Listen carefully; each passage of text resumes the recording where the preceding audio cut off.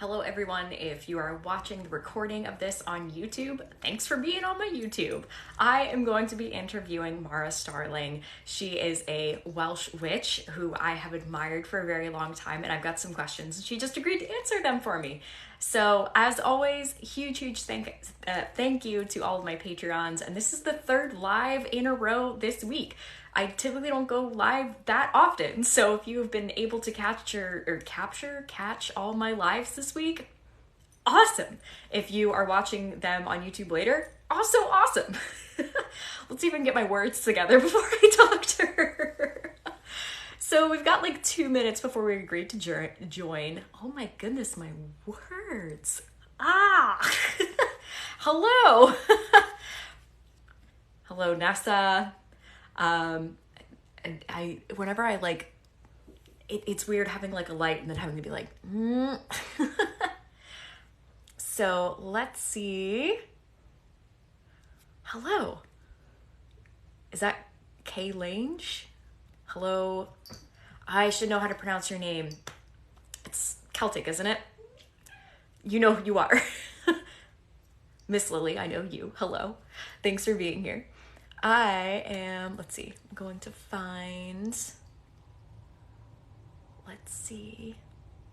Okay, so it looks like she's not on yet. Cool. Hi. I have all the pets with me today because there was a thunderstorm earlier. It's been regularly storming, and so they like love. Thank you. This top is relatively new. It makes me happy because I don't have to think much about it. I just throw it on and it's done. Yeah, you caught it live. I literally just started it. Well, thank you for being here. Big cuddles. Yeah, I've got the big floof here. She was like here earlier. It looks like things might hold out for the rest of the afternoon, but it's the coastal south, so thunderstorms, they just pop up as they do. Hi, Disney princess. I love that's your name. Okay, looks like she's still not on yet. That is okay. I don't know if she's been live. I don't think she's been live on TikTok before. So, yeah, we will see. Hi, everybody. Hi. From Alabama. Hello. Yeah. Thunderstorms are a must. Oh my goodness. Well, thanks, Rosie. She just laid out. From Guernsey. Oh, the islands. Very cool. Montana. Hi. I got this from Cider, and I feel like they should be sponsoring me at this point because the things that people have been talking about that they've liked the most in my videos recently have been from Cider. So I wasn't sure if they were an Instagram scam or not. They seem too good to be true, but lo and behold, I got all the things that I paid for. So yeah, cool. Welcome everybody who's joining me for live for the first time. Folks from Canada, Delaware, hi. Love the reindeer behind me, thank you. That was one of my first toys as a kid. There she is. Okay, I just invited her. Hi! Hello. Oh my goodness, our colors almost match. Yes, we did not plan this. I also love, my bookshelf is kind of over here, but it's also sort of here, but then it's also like my altar-ish space too, so I'm vibing with this. All of that. The knickknacks and crannies of my little witchy shelves. So in many ways. Oh, I'm glad I did it right. I wasn't sure if I'd be just sitting here staring at the screen like, what's happening? Perfectly. I was like, I'm gonna send the invite. I sent you an email like literally 20 minutes ago. Such as yourself, I was trying to disconnect a little bit more today because I did yesterday, and I have feelings about that now, so it's important to disconnect. Oh my goodness.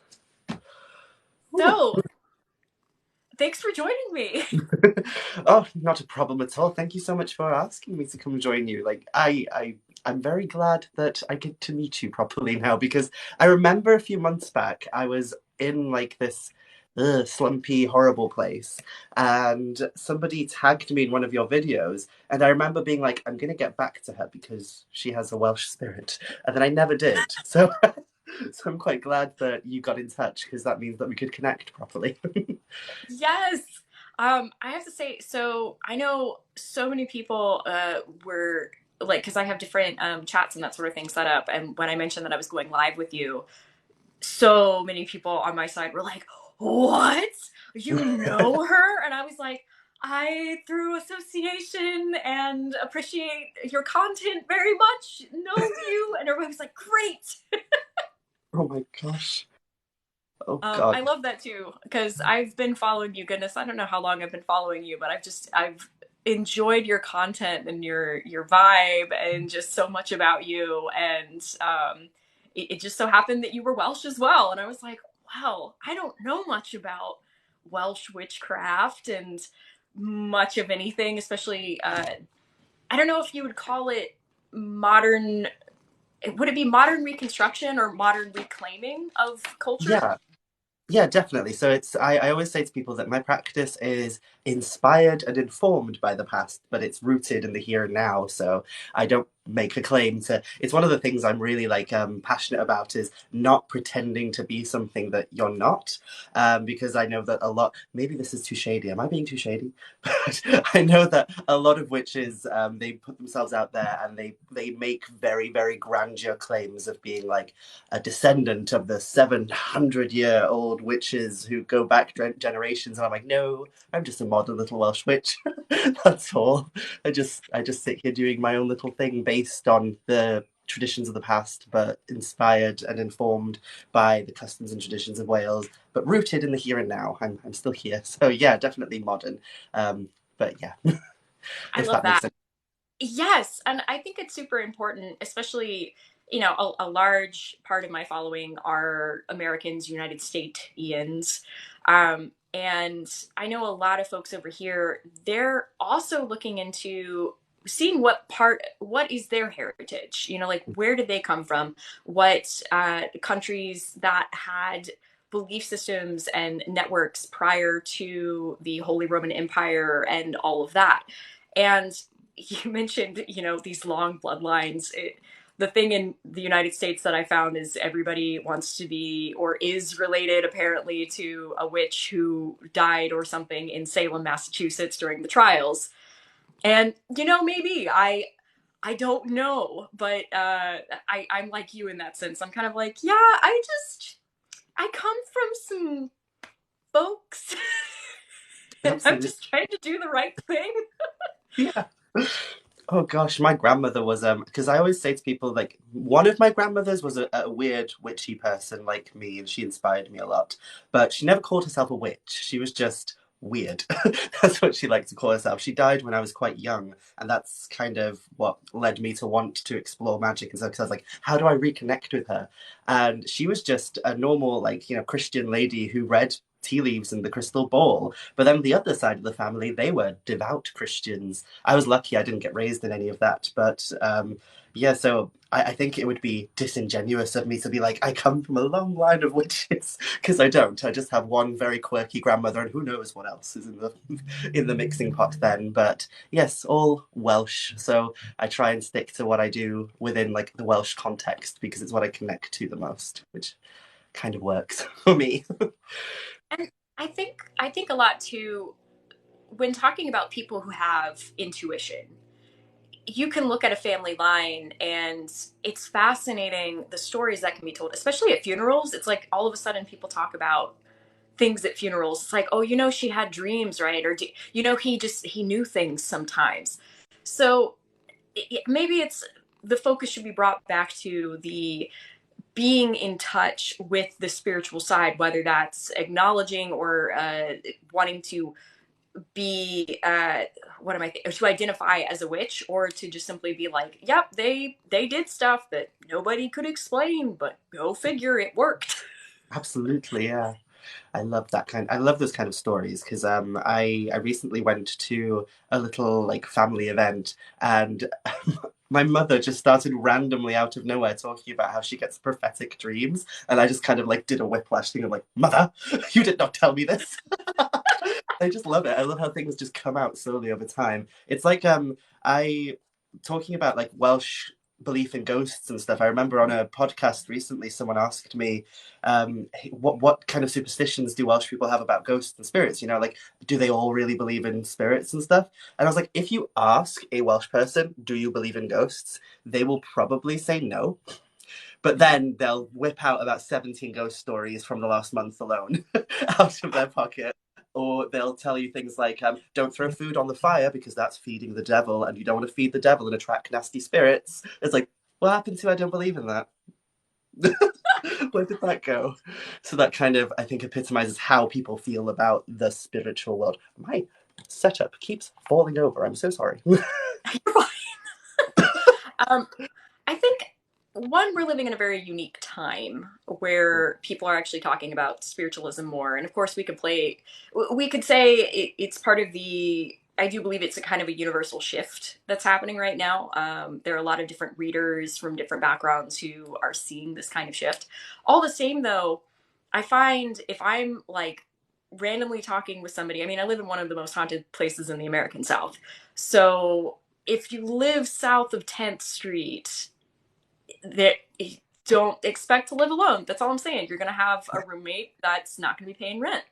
Um, and if you start out the conversation being like, yeah, ghosts, people are like, no. But if you start off the conversation like you're getting into it and you're like, yeah, it's weird. I thought I saw some like it was weird. It was like a shadow or something, in my hallway. And then so and so like at the end of the table is like, wait, what did that shadow look like? Because I think I got one in my like shed or something.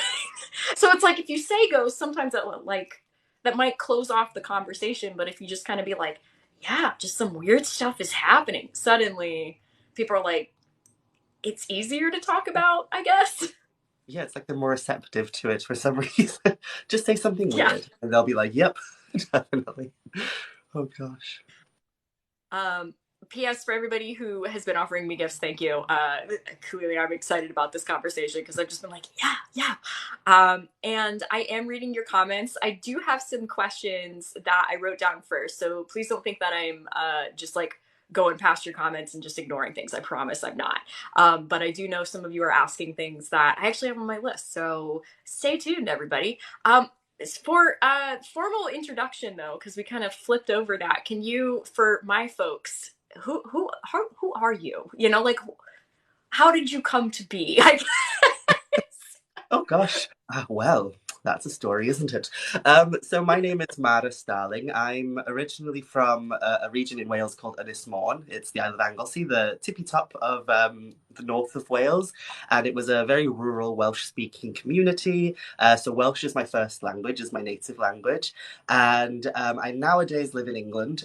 Barely. I live just across the border in a city called Chester. So if I look out my window down the street, I can still see Wales. But if I look the other way, it's England. So it's kind of like I'm in this weird liminal space now where I'm between England and Wales, and I love it here. It's a beautiful city. It's a beautiful Roman city with so much history.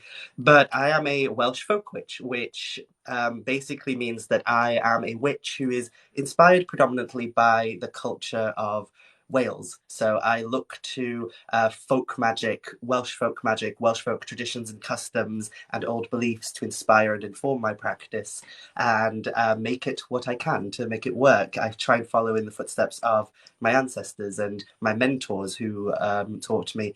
So I've been doing this for very many years now. I'm also an author. I wrote a book all about Welsh witchcraft.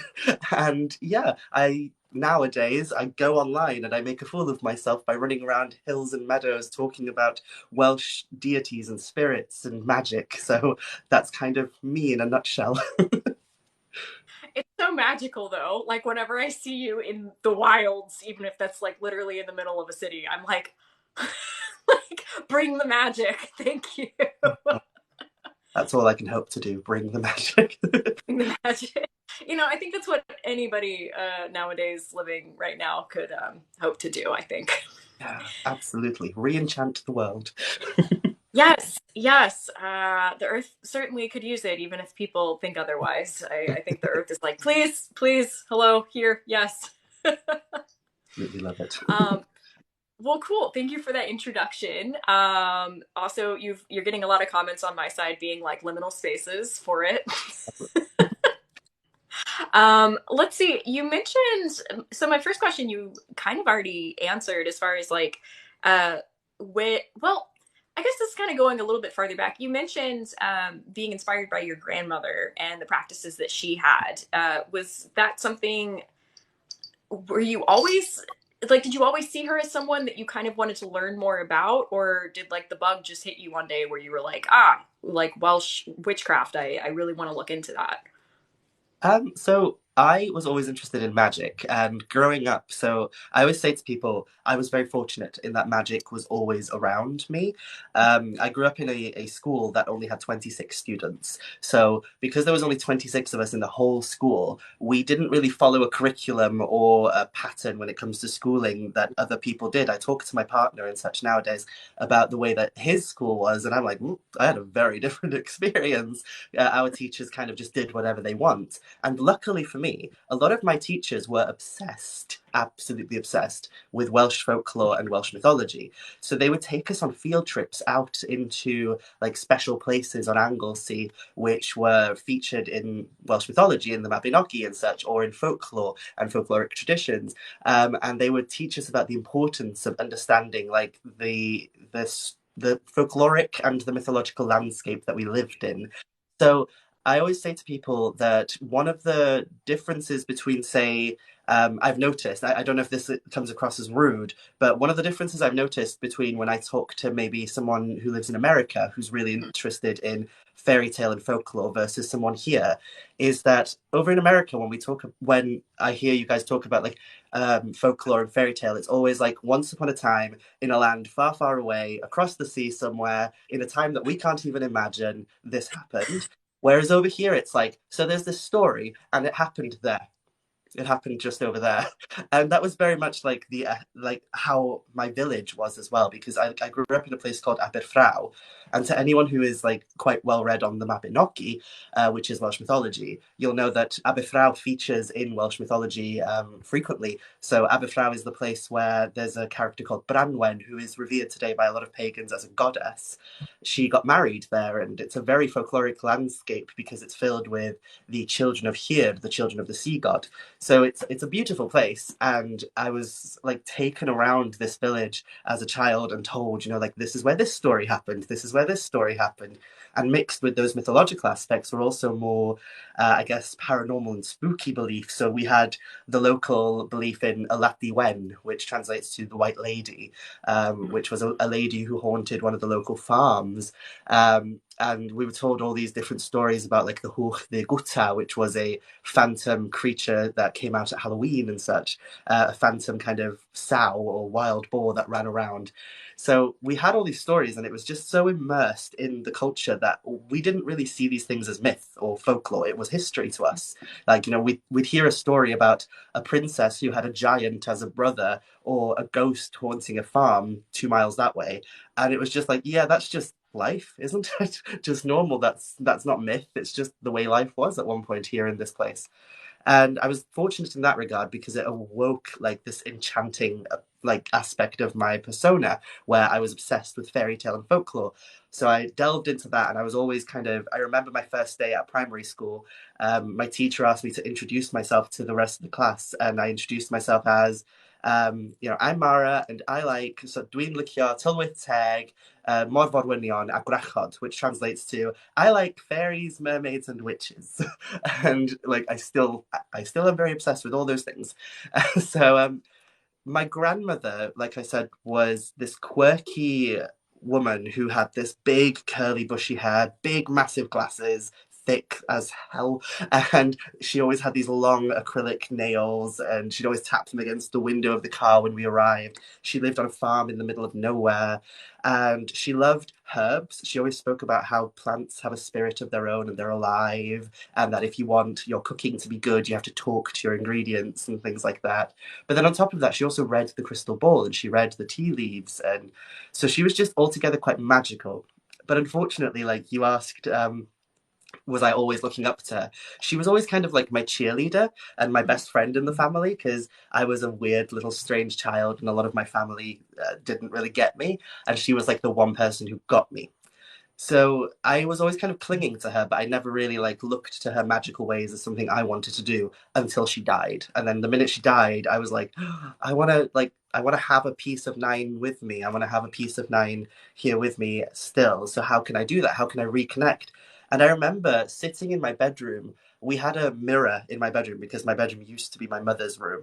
So we had this big full length mirror in front of the bed. And it used to terrify my brother that we slept in front of a mirror, but I just loved it because I used to sit there and stare into it and tell my family, I can see my grandmother in it. And then one night, I remember asking the mirror, I don't know what I was thinking I was doing, but I was looking in the mirror as if it was the magic mirror from Snow White. And I said, I want to reconnect with Nine. I want to reconnect with the magic that she had. And the next day, my mum took us to a town called Llangefni, and we went into a shop there, and there was a book called Spells for Teenage Witches in the shop. And the minute I saw it, I thought of my nine, and I thought about the night before where I'd asked the mirror to give me a way to connect to her. And this book was just filled with magical rituals and spells and things. And so I started doing them. I bought it. My mum let me get it, and I started doing them, and I felt this really strong connection to this practice, this witchcraft practice. So that was kind of my early beginnings, but I didn't really get interested in combining the more culturally Welsh aspects to my craft until I met my mentors later on. So maybe a year or two after I found that book, I met my first mentor, Julie, who unfortunately passed away last year.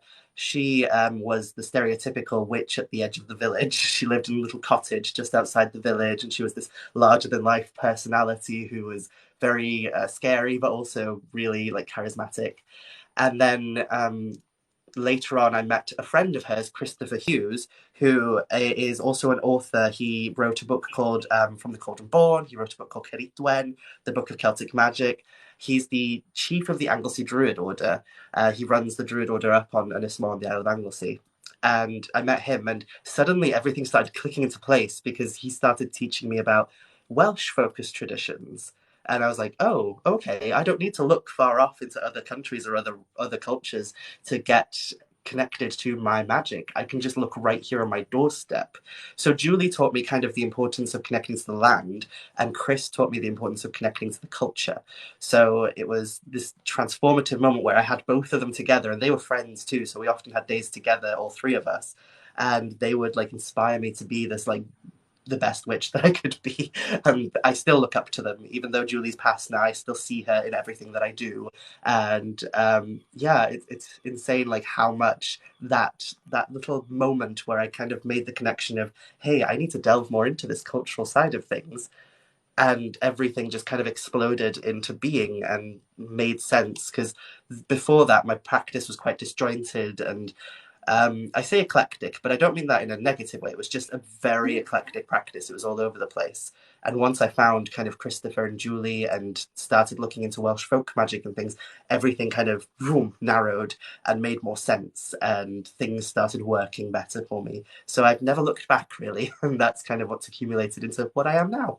Oh gosh, I think I spoke for far too long then. Sorry. No, I was keeping mental notes because you reminded me of three really great things that I wanted to kind of touch on.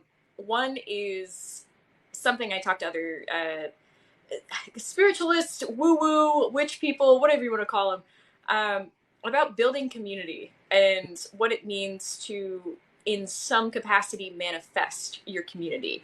And in part, it starts in the quiet. It starts in really you, as far as like, is that looking in a mirror and asking whether it's whatever you believe in, whether it's a past loved one, the universe, guides, whatever. But it takes that moment of self-reflection, and then it's also following, because at first it might be a very small voice. Sometimes intuition is very small at the beginning when we're not used to following it, but that's a wonderful example of how it's in that quiet present space where you make a request and then you simply follow wherever you are led to. um, the other thing that I wanted to mention had to do with heritage and culture.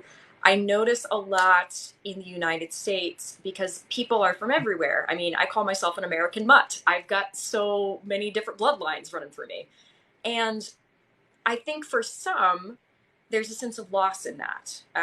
Some people, I mean, pretty much everybody who looks like me is an immigrant.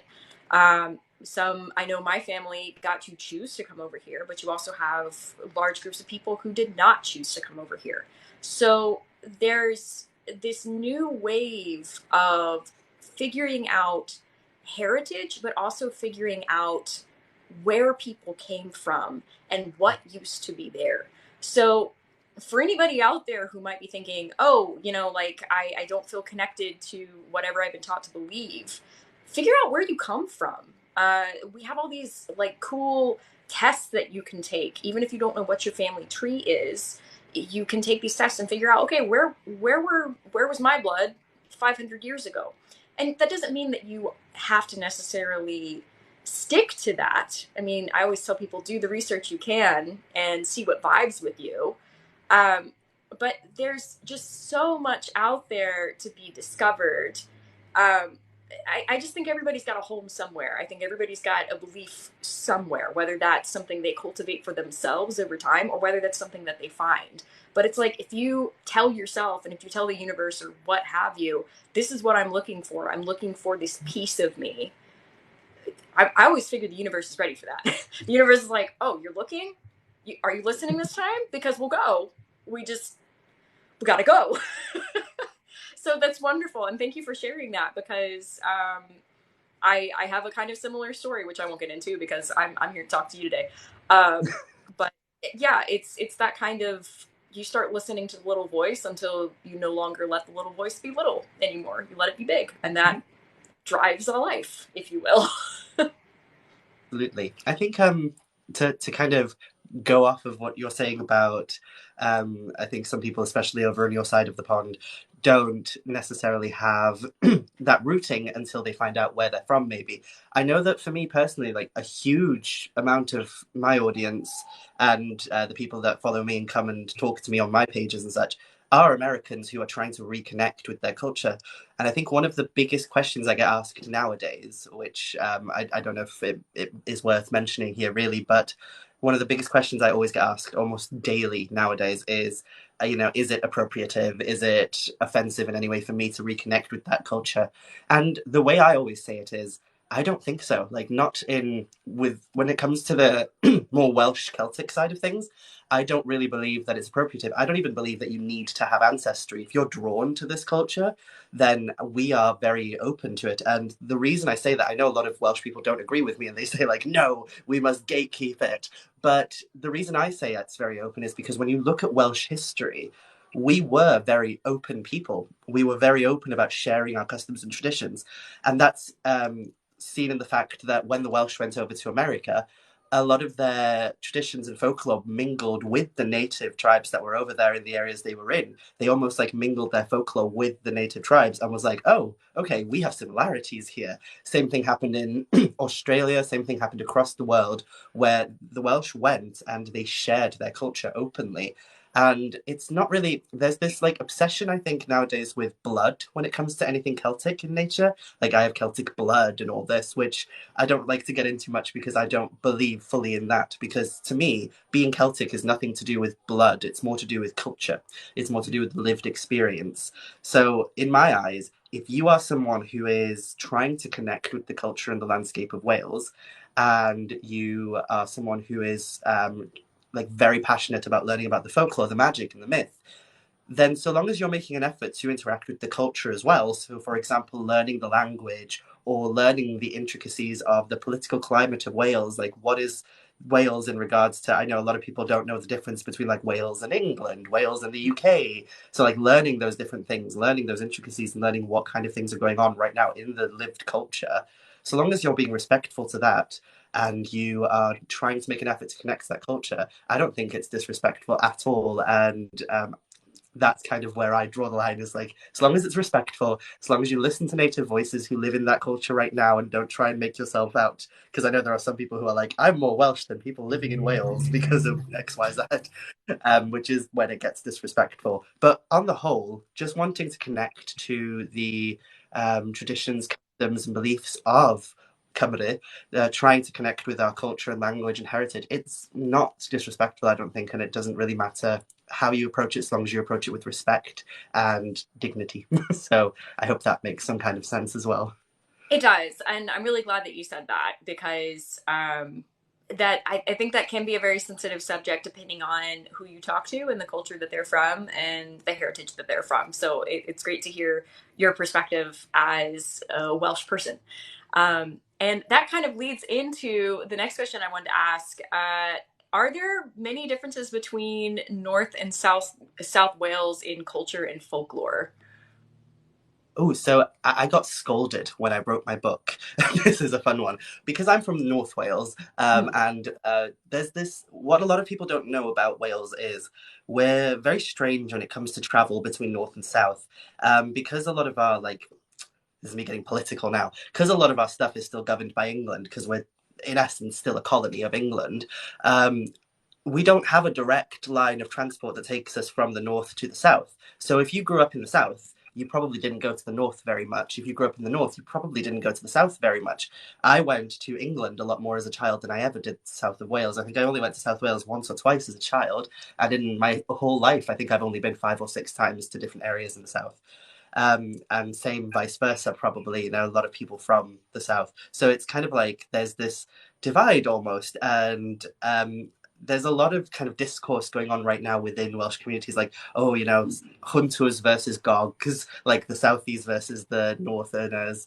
And I don't really like it. I think we are more connected than people think. But we just have this divide because of issues like that, because we can't travel easily between the two and such, especially if you don't drive. It's a nightmare trying to get like a train or something down to the capital. But there are differences, and I think that's the same in any culture or country. There's going to be variations and differences. I recently did a TV show with Espadorec. Espadorec is the Welsh TV network. It's kind of like, ABC, but for Wales. And we did a TV show called Andro, which is 4 people from Wales choose 4 different hikes. 2 of them are from the north, 2 of them are from the south, and they each take each other on a hike, and it's a competition show. So at the end of each hike, you judge the hike and the experience that you had, and whoever planned the best hike and did the best picnic and gave you the best experience wins. And I was taken to 2 places in the south and met 2 people who lived down there.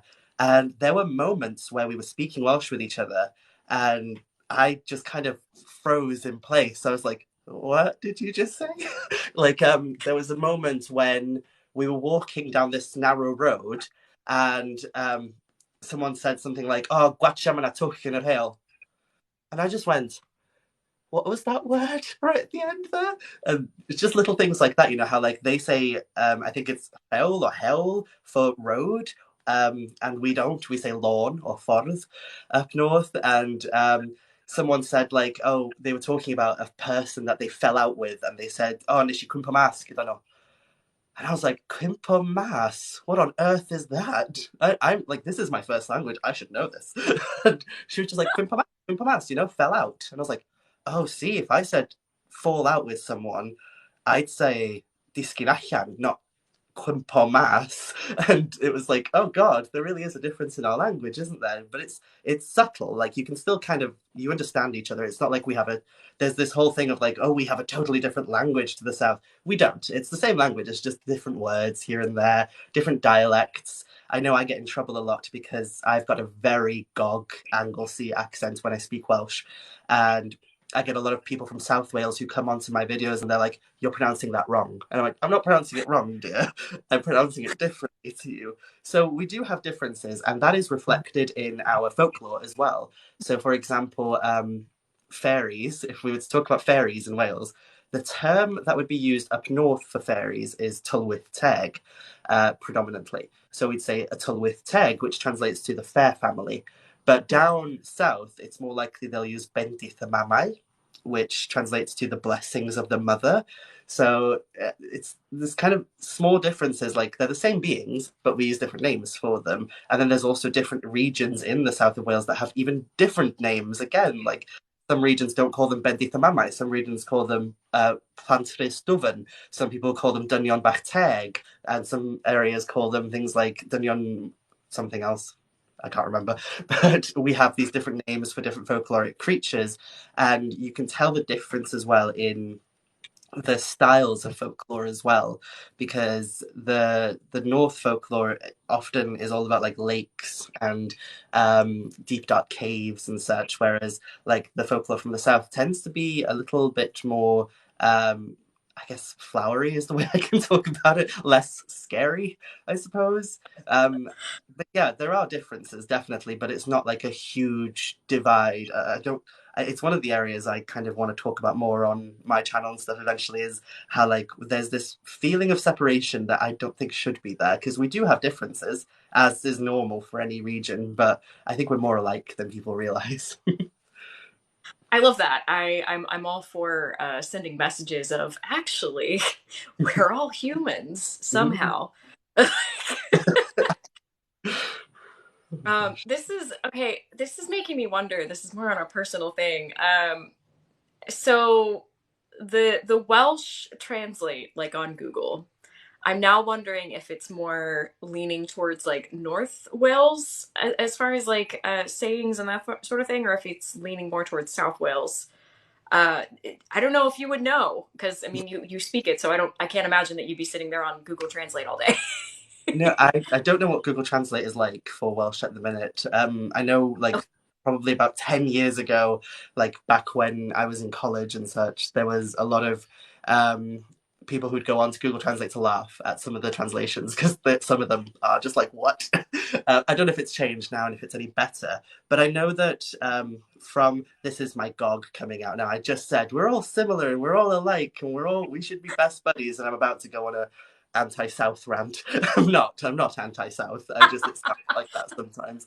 But it does feel like sometimes because the capital is in the south, Cardiff, Caerdydd, it's down the south and such, and the Senedd, which is the Welsh kind of government building, is down south as well. It does feel like sometimes a lot is focused there. So for example, I did Duolingo. I remember like when I first started on TikTok, a lot of people were asking me, "Is Duolingo good to learn Welsh?" So I had a check. I think I did something like 10 units on there or whatever, 10 classes or something on there, just to see what it was like. And I kind of flew through it. And it is, from my experience, it's more South focused. But that's to be expected because my mother is also a teacher. She teaches children, and she says it's the same for her. Like when they get books and such, it's all in kind of South Walian dialect and such. It's all very focused on South Wales. So I don't know about Google Translate for sure, but I would harbour a guess that it's probably more South because we tend to be much more. Oh, gogleddol is the word we use. We tend to be much more slaggy in the way that we speak Welsh, whereas the South tends to be more formal. And I think that's to do with the fact that a lot of areas in the South were completely deprived of the Welsh language. So they had to kind of re-establish it in a lot of areas there. Whereas in the North, it kind of persisted and survived because we were more rural farming communities and such. So it persisted for longer in areas in the North. And that's you can see that now when they do consensus and such, like rural areas are more likely to keep the language, whereas the more urban areas, they don't have it as much because of the horrendous things that the English government does to try and suppress it and get rid of it. So I do see why like the South Welsh kind of teaching of the Welsh language tends to be a bit more formal. So I kind of see that more in things like Google Translate and Duolingo. Okay, thank you for that. As I said, that was a more personal question. I'm growing in my clairaudience. I have inner ear clairaudience, but I'm growing it as a physical skill in addition. And Rupert, he's I I will not try to butcher the name of the town that he grew up outside of. I'm happy to message it to you later. It's in one of my videos. Um, though I know it's kind of like in the middle of the country. And I thought it'd be cool. I was like, hey, you like randomly mutter in Welsh and walk out of rooms. Like he'll get like angry about something and he'll just like mutter in Welsh and just like dip. And I'm like, Okay. So I thought I would try to learn Welsh. I was like, this would be so cool. I can know what terrible things you're saying about why you're leaving a room at a particular time. Um, he really wanted to keep that part for himself. So I was like, every now and then I still try to like, I'll get the idea of a word or something and I'll like try to figure out like what it means and that sort of thing. Um, he's gotten a bit more lax about it recently. Like Mm. I might pick up Duolingo again. Um, but yeah, so that was a personal question for me. Thank you for explaining that to me.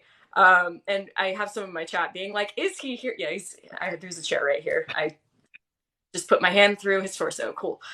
So ghost problems, yay! Uh, Speaking of culture, though, I remember when I was first talking with him, he had been in a fog for about 300 years, and I mentioned that Welsh is being spoken again, and that I did some research on it, just how what like not that long ago it seems like. I mean, I guess for our lives, but that basically the Welsh government was like, we're going to teach this. Um, when I told that to him, it was very emotional for him because he spoke it in his home and he spoke it to like trusted people that he knew. But at the time when he was there growing up in the late 1750s, you didn't speak Welsh to people you didn't know. And when I told him that it was around and people were able to speak it freely, and that there had been a lot of growth in culture because of that, like he doesn't get sentimental often, but that really struck him, and yeah, that we're learning about Wales together again. It's been quite the experience. So once again, it's been so cool to watch your channel because even though he's when he was around, his mother did things that I think nowadays people would consider witchcraft, but really it's just working with herbs and it's going out into the woods, finding what you need, um, doing what you need in order to cook, that sort of thing. These timeless practices that now are suddenly witchcraft, whatever. Um, but yeah, it's just been fascinating for me to learn because, but also for him to reconnect with that and be like, oh, people do that now. Like that's cool. So anyway, I just I had a bit of a shiver then because as you were talking about it, I was thinking like what would people in who grew up like say in the 18th century, in the 19th century, when the suppression of the language and the culture was at an all-time high, what would they think if they came back now and saw the way that the culture is being so revived and that, Welsh is flourishing nowadays? We're nearly at 1 million speakers finally, and it's like I had a bit of a shiver because I had this like moment in my head where I was like, oh, we have an entire TV station dedicated to the Welsh language. We have entire Welsh publications, magazines, newspapers, schools that only teach through the medium of Welsh. I grew up only doing Welsh, really. Like, I know there's one of the people who I went to school with in the comments, and they reminded me like we had to do a certain amount of our subjects in school in Welsh and a certain amount in English. And for the people who didn't speak Welsh, I'm sure that was fun, but there was not that many in our school. That's the thing. It was a very Welsh dominated school. And I think for a lot of people who probably went to school where they had to deal with things like, I don't know if you've ever heard of it, the Welsh Knot, where it was if you spoke Welsh in school, you were given a piece of wood on a piece of string to wear around your neck with the letters W and N on it, which meant, Welsh Knot. And at the end of the day, whoever had the Welsh Knot on them, because they were speaking Welsh with their friends or whatever, they would get the cane at the end of the day. And it was the way to like basically abuse children to stop using this language because they saw the language as barbaric and backwards. So they wanted to teach people to do things in English instead. And that was very big, especially down south and in areas where it was more urban. And I get a bit of a shiver nowadays when I think how must those people, my ancestors, the people who lived in this land, the people who maybe immigrated and chose to settle elsewhere, how must they feel looking like if they're able? I mean, from what I know, they are able to see what's going on. How must they feel seeing just how revitalized and how beautiful the culture is nowadays, and how they must absolutely hate it when they hear even Welsh people try to slag off the language. I think too the what I'm hearing from, and granted, I know like a handful of Welsh people. I would like to fix that, but from those I do know who either are still in Wales or living near Wales or have immigrated from Wales, just have close connections with Wales. There's this pride, and from the research that I've done on the country, it's well deserved. You know, when thinking about how the English was colonizing, because it's exactly as you said, and all of that, what that entailed for what thousands of years. Like I know with Rupert, he it was interesting when he initially introduced himself. He was quick to try and appear more English, and he was part of the British Army. And I now know part of that is he was he volunteered. He volunteered to get out of Wales because he had a hard upbringing, and it's a whole thing. But in the army, he tried to appear not Welsh because he's mentioned slang terms and that sort of thing, and so he tried to appear more English in order to fit in to appear of a higher station once coming over to the colonies. And it was actually a Welsh mother who she's watching. She knows who she is. It's who I told you about.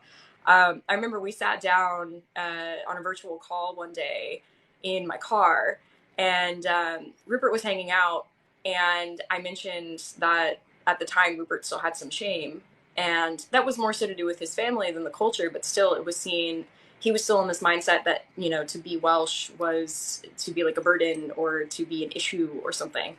And Welsh mother, she, oh my goodness, she for like 30 minutes, she just went on and on and on about like culture and just so much of why preserving Welsh culture and being proud of being Welsh was so important. And that was one of the other times that I felt this man be like sentimental. Like he just got quiet and he's just like, she's so proud. And all the while she's just like, because you should be proud. Like Mm-hmm.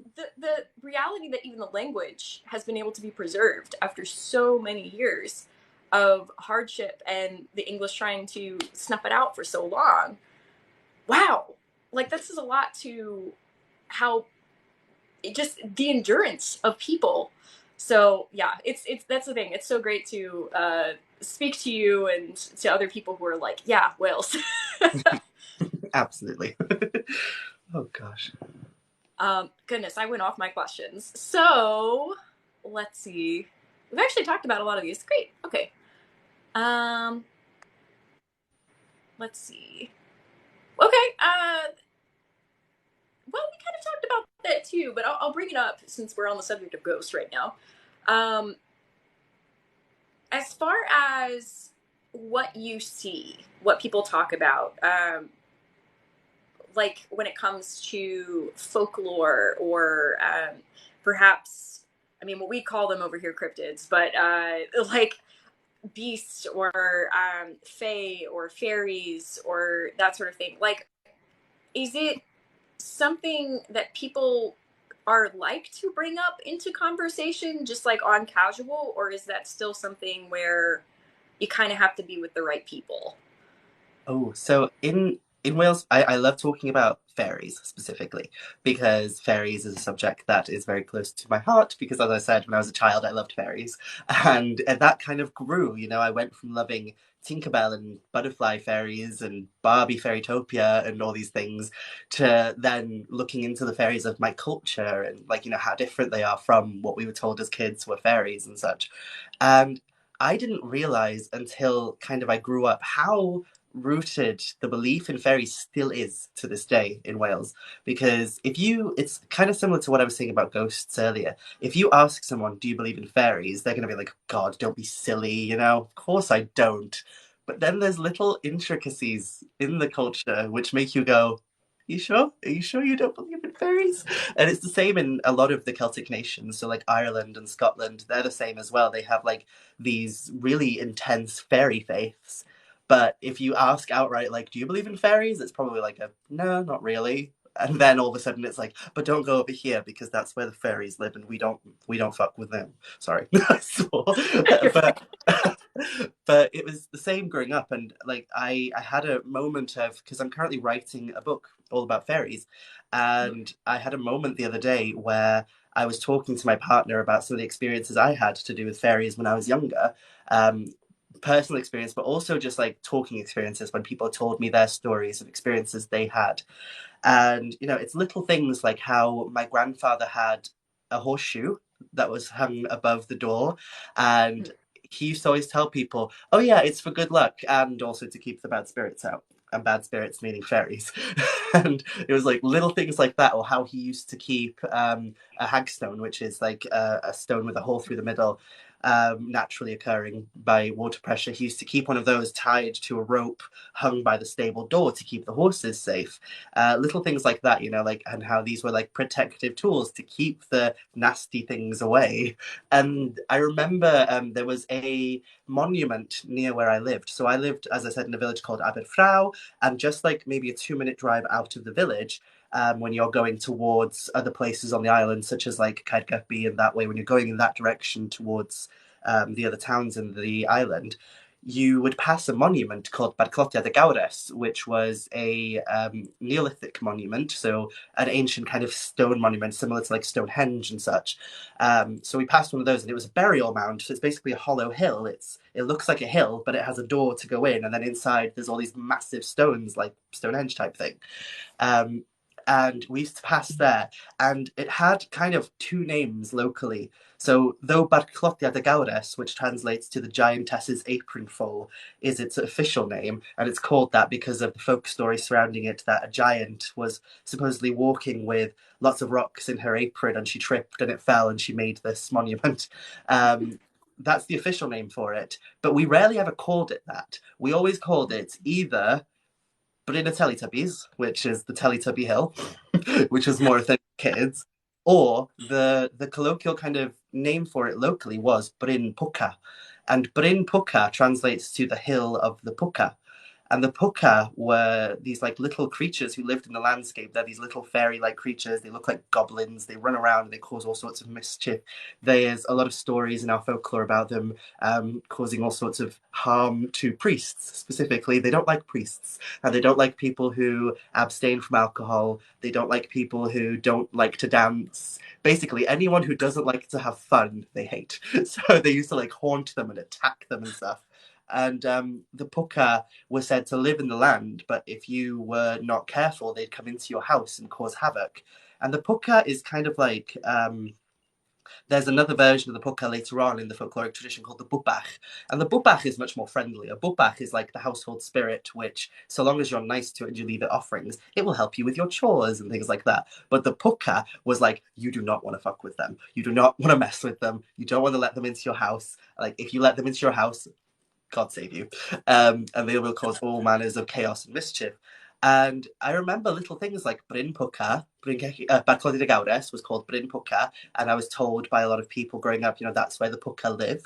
That's where all the Pwcas live. So when you go there, you have to be careful not to bring one home with you.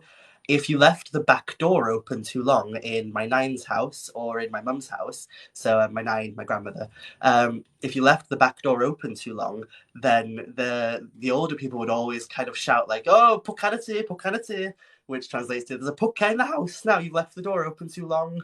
And I never thought, like growing up, about it. It was only while writing this book and trying to remember things from my past that I was like, oh my God, like it's so embedded in the culture that you don't even realize it's there. Because to me, Pwcanity was always just like a weird thing that my grandmother said when I left the door open too long. But she used to like, if you left the door open too long, she couldn't just close the door. She had to pick up a broom and sweep nothing out of the house as if she was sweeping the Pwca out, as if she was saying, get out, you little shits. And then she closed the door behind her. So it's little things like that, like how we kind of had these weird beliefs. There's also like more modern beliefs as well. So, for example, like in my village, there's a hill with a little monument on it that I think just tells you that it's the highest point of the village. It's like this thing that tells you like this is the highest point of this place, but locally it became known as Tir Tylwyth Teg, which is the house of the fairies. That's where the fairies live, on that hill, the highest point of the hill. So it's just little things like this. I know that somebody asked in the comments where Barclay-de-Gaudes is. Barclay-de-Gaudes is just outside Llanfaelog, for those of you who are in the comments who know that place, just outside Llanfaelog and Frosneigr in Aberfraw. So it's like this big monument if you look it up. And it is, yeah, colloquially known as Bryn Pwca. So, yeah, it's just little things like that, how they're just part of everyday life.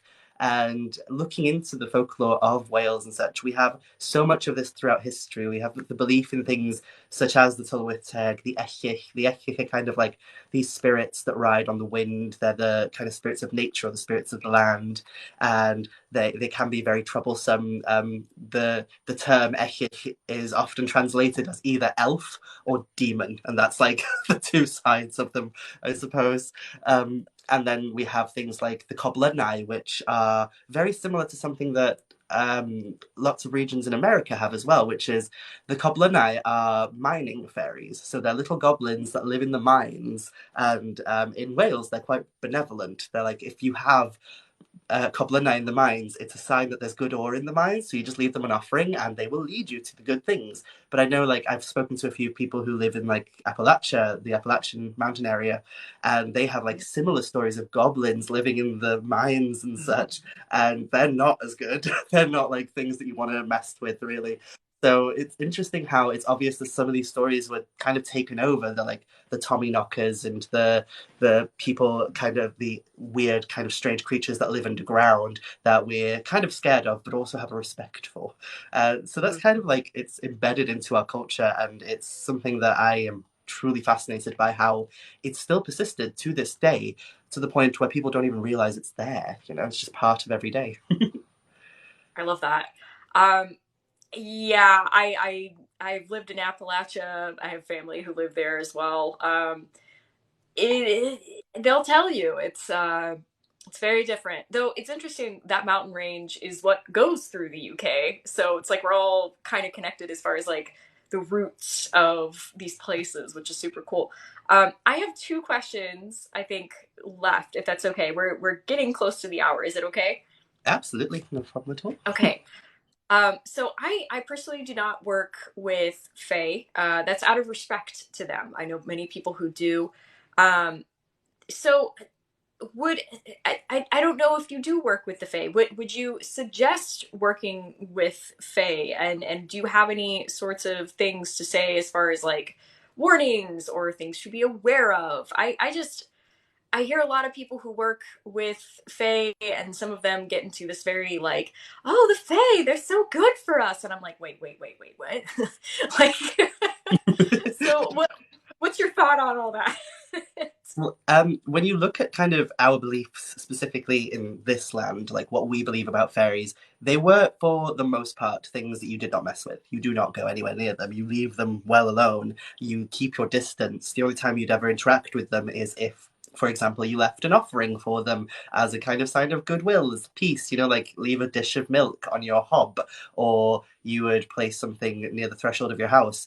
But beyond that, beyond the small offerings here and there to, say, the Coblynau in the mines, so we'd give an offering to the ones in the mines because they'd lead us to good ore, or to the household spirits because they'd take care of the house if you gave them good food and drink offerings and you kept the house warm for them. They'd make sure that your house is safe and clean.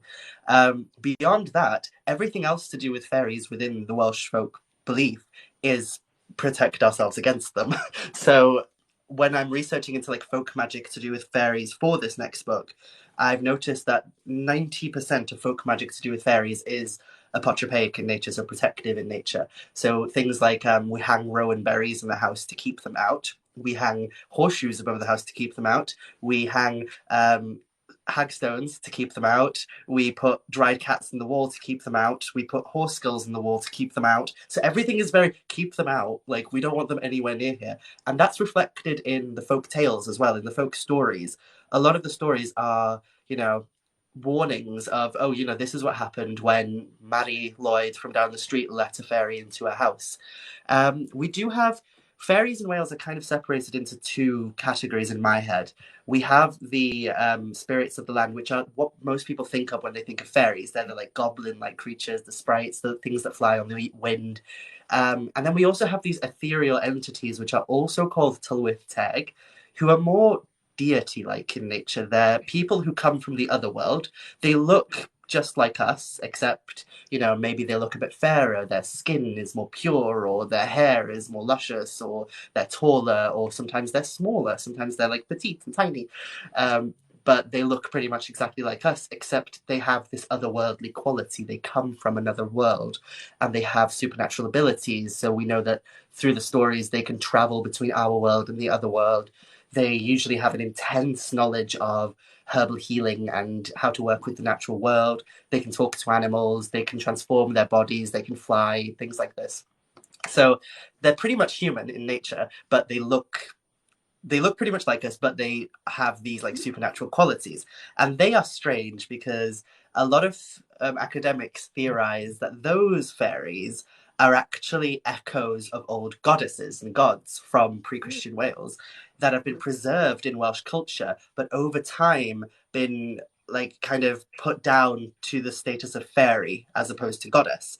So because they're usually associated with specific places, so we have like down in the south of Wales, there's Llynyvan Bach, which has a lady of the lake, a fairy woman who marries a man. And she is very associated with the lake and that region. So there's a lot of theories that she is a goddess of that lake, and she kind of births the healing traditions of Wales, the medicinal and herbal healing practices of Wales. She gives birth to that by teaching her sons, who are half fairy, half mortal, because she marries a mortal and she has children with him. And there's different stories like that throughout the whole of Wales where these entities, they seem to be deeply connected to certain places. So it is a theory that they are more likely goddesses or gods who have been put down to the status of fairy over time, and we've just lost their names or we've lost their full deific nature, and instead now they're just fairies or spirits of place or genius loci. So we kind of have to like keep in mind that there's two different things. And when it comes to the kind of more ethereal, otherworldly ones, they are described in folklore as being corporeal, so you can touch them. They're physical. They're not spiritual. Not always. Sometimes they seem to be. Sometimes they're not. So they're not ones that I interact with much as a witch because I feel like they're pretty rare and they're on the same level as deity. Whereas we can connect with them, but it's a whole different kettle of fish to like connecting with the spirits of the land around you. Whereas the spirits of the land, like I said, most practices were to keep them out, to keep them out of the house, stay away from them, keep yourself safe from them, except when it comes to magical practitioners. So the culture of Wales seems to dictate that people stay the hell away from fairies unless they're adept in the art of magic, unless they understand the art of magic. Then it gets murky. Then it's like, oh, okay, so we have records, not just this is where it gets really interesting to me because not only do we have folklore and folk tales and fairy tales about witches or wizards or conjurers communing with fairies and making pacts with them and getting them to help them with spells and magic and rituals and such. We also have actual historical record of this happening through the courts. So Wales is a very weird place when it comes to witchcraft in that we didn't have as many witch trials as England did. England had more witch trials per county than Wales had entirety as a country. So in total, we had 43 cases of witch trials that were kind of put forward to the prosecution. Out of all of those, only about 8 were actually taken seriously, and out of that 8, only 2 or 3 resulted in an actual execution. So, on the whole, throughout the entire history of the witch trials, where thousands, if not like hundreds, if not thousands, of people were being killed in England and in Scotland and most of Europe, in Wales we had 3. So it's kind of like, oh, this is weird. And another interesting aspect about the witch trials in Wales is the devil didn't really come up that much. He wasn't really that big a deal in Wales when it comes to witchcraft. And the Welsh seem to struggle with making that connection. Like, what does witchcraft have to do with the devil? Like, I don't understand. Like, witchcraft is just using magic, isn't it? And magic is just inherent to all of us. Whereas in England, the belief was no, magic comes from the devil and it's not inherent to us. It's something we have to be given. So when we look at the witch trials in Wales, we have some instances where we have a similar figure to the devil, where it's this like spiritual entity coming and giving the witches the ability to do this, but instead of the devil, it's a fairy. So it's almost like there's this interesting connotation that witches or magical practitioners, because witch is a very anglicized term and I don't really use it unless I'm speaking English. I usually use like Swynydd, Swynwraig, Hyd, Lletrydd. We have lots of words in the Welsh language, Swyn Gyfaredd for it, but like the magic of Wales seemed to be very connected to the land and very inherent to the individual practitioner rather than coming from an external source. And if it was ever coming from an external source, it was usually some collaborative project going on between the human or the mortal and the fairy. So these entities, and we have these like ancient grimoires which come back from like the 16th century called Llyfrau Cyfrin, which are basically your standard book of spells, which have rituals in them, such as like how to contact and commune with the fairies, how to summon them to your ritual. And it's really interesting that the one Llyfr Cyfrin that is written entirely in Welsh as opposed to Latin, because most things were still written in Latin back then, even if the person spoke Welsh. Um, the one book written entirely in the Welsh language has this really elaborate ritual to connect with and commune with the fairies. So we have this history and this folkloric tradition of fairies were not to be messed with unless you Mm-hmm. were a skilled magician of some variety, unless you were someone who had a connection with magic already and you knew what you were doing. You knew how to protect yourself, you knew how to make these dealings, you knew how to deal with them on an intricate level. So I do work with fairies, but it's very tentatively and it's very with a lot of respect. So when I see things online, and I really hope this isn't rude of me to say, when I see people talking about fairies as if they are, like woo woo angelic lights that come down and sparkle glitter all over them, I do get a bit like, oh, really? There's there's no basis in any kind of tradition that would indicate that that is what a fairy is. It's just not what historically a fairy has ever been. That's a very new kind of concept of a fairy. It's a very Disneyfied version of a fairy.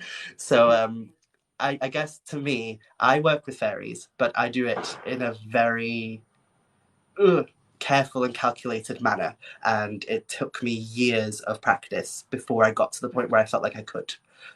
Even now, like I think it was only 2 years ago that I actually did my first calling out to the Fae.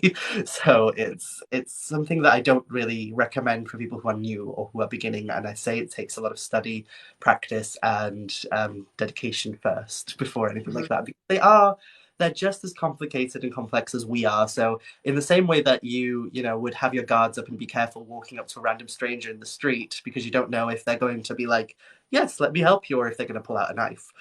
Then it's the same with fairies.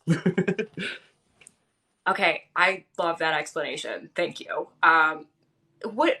Okay, would it be safe to say that in part, when it comes to you have to have a particular degree of magic about you, in a kind of a modern sense, that would basically tell me if I'm wrong in understanding this. What I hear is you have to be able to be in touch enough with your intuition, psychic skills, what have you, to be able to properly understand what you're perceiving, but also to be a practitioner in order to protect yourself if they try to go too far and mess with the boundaries that you've preset. Is that what you're saying? Yes, absolutely. And a lot of these entities, from my experience, tend to be very tricksy in nature. So they will bend words, they will twist things, and they'll be like, hey, you said this. And I'm like, no, I didn't. Yeah, you did, because look at this. Like, oh, okay. So technically I did. But so it's just, honing yourself into being able to deal with that and being able to work around those kind of things before you put yourself in a position where you might be risking yourself in some manner. Mm-hmm. Otherwise, I'm also hearing there's a level of coexistence. If that means, they're protecting the house, there can be coexistence. So long as, once again, boundaries are respected. But otherwise, it's very much all right, they live over on the hill. Let's give them their space so that they give us our space, and we will coexist in different spaces. And just don't leave the back door open too long, or they might come in.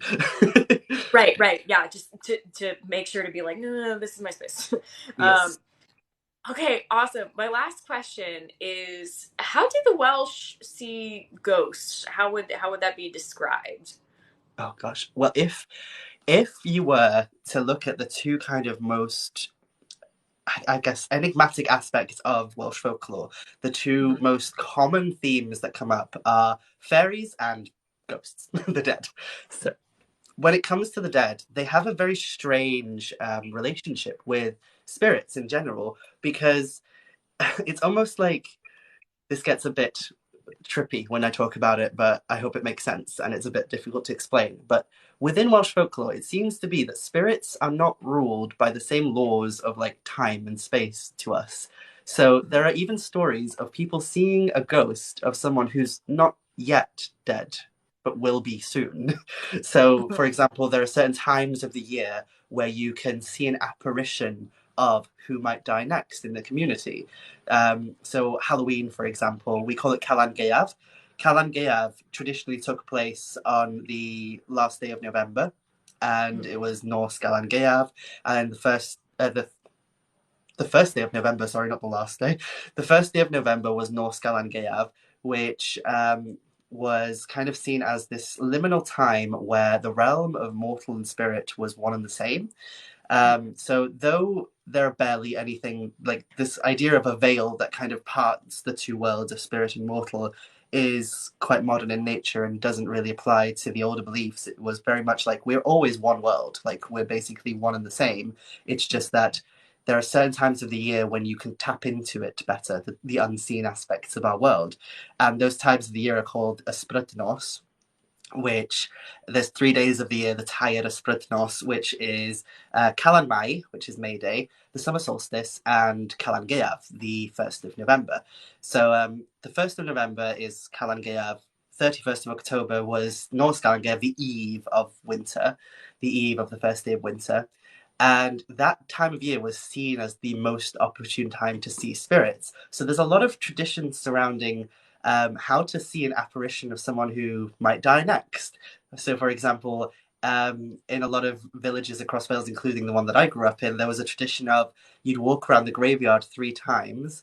And then you'd go to the door of the church and look through the keyhole, and you would see an apparition of the person who was going to die next in the community. There was also a belief that if you stayed up at midnight on Halloween, that you would see a procession of all the people who have died and will die in the community.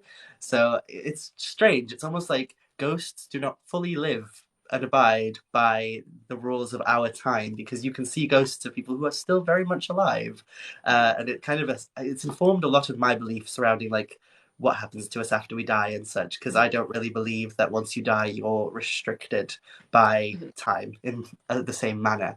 um, but ghosts play a huge role in Welsh folklore and folk belief. We have all sorts of death portents, which are, like basically guardians who come to you when you're close to death to warn you, like you're about to die. And there's like so many of them. There's like the Adar Corff, the Canwych Corff. There's all sorts of these beings, the Cyhyraeth. Cyhyraeth is kind of similar to the Banshee, in that it's this feminine creature who wails and screams and screeches, and you hear her voice before you die. The Canwych Corff is kind of like a spectral light or flame that you will see just before you die.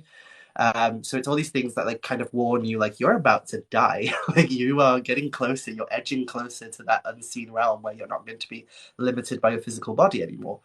So yeah, there's a lot of stories surrounding that, and like I said at the beginning, almost everyone I know has a very intense story of dealing with spirits.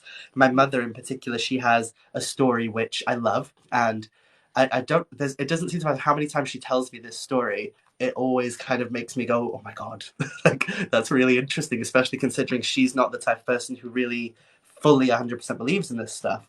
Um, she had an experience when she was younger, when she was in her 20s, where she was staying over at a friend's house, and her friend lived in one of the cottages in the village, which used to belong to an older gentleman who had since been moved into one of the like retirement homes in the village. And she walked out of the house, And as she walked out the house in the morning after sleeping over there, this older man who used to live in that cottage walked towards her and said hello to her, had a bit of a conversation, like interacted with her. And then they said goodbye. She said bye, and he walked into the house. And she thought, that's weird. Why is he just walking into my friend's house? I know he used to live here. Maybe he's getting, like, a bit of dementia or something. Maybe he doesn't realize he doesn't live there anymore. And she went home. She sat down. She started talking to her mum and her sister. And they said to her, oh, did you hear who died last night? And it was him, that man. He died the night before, but she'd seen him that morning. And she says all the time when she says the story that he must have been going home. His spirit must have been going home to the place where he grew up. And that story still like sends shivers down her spine, like, because she also has kind of proof that she did have this experience, because she called her friend before she spoke to her mum and her sister and found out that he died, and asked her why he was coming into the house. And she was like, he didn't come in the house. Like, what are you on about? What are you talking about? So everyone has a story like this, and there's heaps upon heaps of local kind of ghost stories from all across Wales. So it's a huge part of our culture, I would say. And if you look online, like if you just type in Welsh ghost stories on Amazon, there's a ton of books on the subject, and that kind of just shows how deeply rooted a belief in the afterlife, in life after death, and the fact that spirits still roam this landscape is. Oh my goodness. It's interesting. Something that you said that stood out to me had to do with uh, seeing people like their spirit or seeing them before they pass. And I know for some, if they know that they're kind of getting close to that passing, sometimes their soul will wander. And call that astral projection, call that lucid dreaming, dream walking. Many cultures will call it many different things. So it's interesting when you said that. I was kind of like, so the soul was already being like, we're going to leave soon, so we're going to practice for a little bit. And then when you wake up, I'll just go back. Oh, it's insane. I love it because we have I know it's probably not very PC to compare cultures, but I'm doing it because I have spoken to someone from within that culture. But I was speaking to one of my friends recently who lives in a country where they do like Dia de los Muertos rites and rituals and such, and they celebrate Dia de los Muertos like quite widely There's a best in one, that so region. But we were talking about how I think it's a podcast interview that I did with Laura Gonzalez. So if anybody wants to look it up, Laura was talking about how they have like Dia de Muertos beliefs and such surrounding like the Day of the Dead, the day when the dead walk freely, where they honor their ancestors and the dead.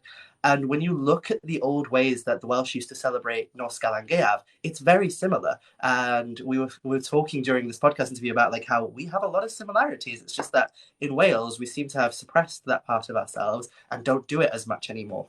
So things like we used to light candles in the window to bring our dead home. We used to have suppers with them where we would leave offering. There are historians such as Ronald Hutton who have talked about how they used to be like dinner traditions on Nos Galan Gaeaf where you would make a plate for your ancestors who have passed that year, and there would be a whole little like incantation that you say before you start eating. There would be a whole kind of tradition of grave watching, which was like going on the night of Nos Galan Gaeaf to wash the graves of your ancestors to make sure that they look nice, to make sure that they feel at home, and then also putting pictures up of the people that you have lost so that they know they're still loved and they can come back to you if they want. And Laura was like, we were talking about this, and she was like, oh my God, that's really similar to like the other Muertos, and it's really weird that we have these like similar customs all the way across the world and such from different cultures. And I wonder sometimes when I look back at our Calan Gaeaf traditions in the books and such, how people used to practice it and how people used to feel so close to the spirits of their ancestors and the dead during that time of year. I wonder how much of it we've lost and how much of it we don't do as much anymore, because Calan Gaeaf is still a thing, but it's becoming more synonymous with the more commercialized Halloween nowadays, which is sad, I think, because we have so many beautiful traditions surrounding that time of year that a lot of Welsh people, I think, don't know about. And I'd love it if it revived in a more kind of visceral manner, because I've incorporated it into my practice, but it would be nice if like it was more of a big to do that communities did again. Because it used to be nights when you would gather to do a bonfire, you would wash the graves of your ancestors, you'd have a party, you'd like bob for apples, you'd go home and you'd practice all sorts of divination, and then you would tell ghost stories by the fire. And I love that. I absolutely love that. And it's a huge aspect of kind of our annual traditions in Wales, and something that I wish was more commonly known and more commonly celebrating today.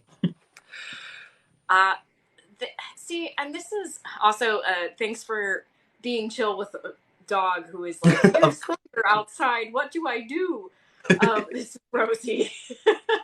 um, yeah, that's the thing. One of the, I mean, I love studying different religions, different cultures for so many different reasons, and I think one of the main reasons that I love it so much, and one of the main reasons why I'm so encouraging to people believing what is true for them, and what they find peace with, is because I'm finding more and more that at the heart of being reverent to whatever may be out there, to those who we have shared experiences with, whose bodies have passed and they are somewhere, you find all these fascinating similarities of just love and care and respect through so many different cultures, and it is so cool, and I'm so glad that you shared that. I was also getting, it's so interesting. He hasn't been like talking, but like every so often he's just been like and I was just like, oh, and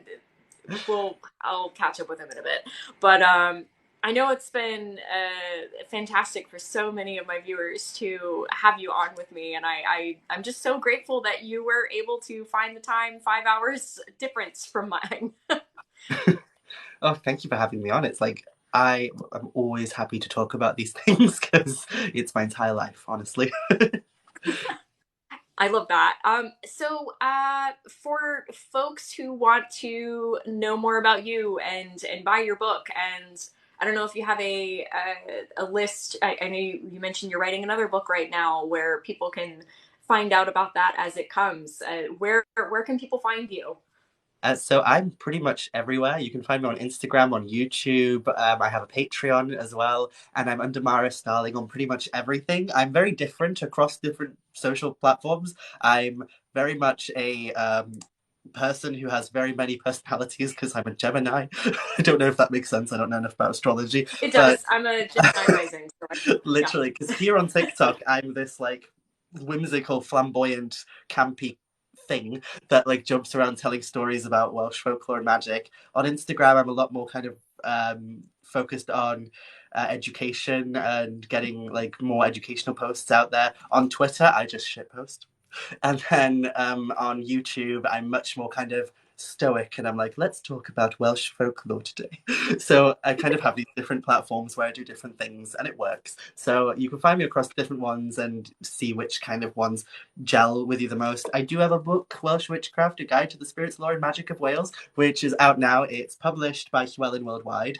So it's available in America for those of you who are overseas very easily. You can get it through like the usual booksellers, but I very much recommend you support your local independent bookstores and try and order through them if you want to order one. And it's same in the UK, like you can get it through anywhere and across Europe as well. It should be available worldwide. But if you want to get to know more about me, you can check my link tree where I have links to pretty much everything I do. It should be in my bio, either here or on Instagram. So yeah, that's pretty much it. And I hate plugging myself. It's so awkward. I'm already getting comments on my site, people who have and read your book, and they're like, "Yes, it's a great book. Go get it." Oh, thank you. Oh my All goodness. right. Well, I'll let you go. I don't know if you go to bed at this time, but I imagine bed will come at some point. Oh gosh, no, I'm a creature of the night. Well, I hope your night is eventful then, in the best Yeah. of ways. Things have been stirred, I think. All right. Well, thank you again, and I look forward to talking to you again whenever that may be.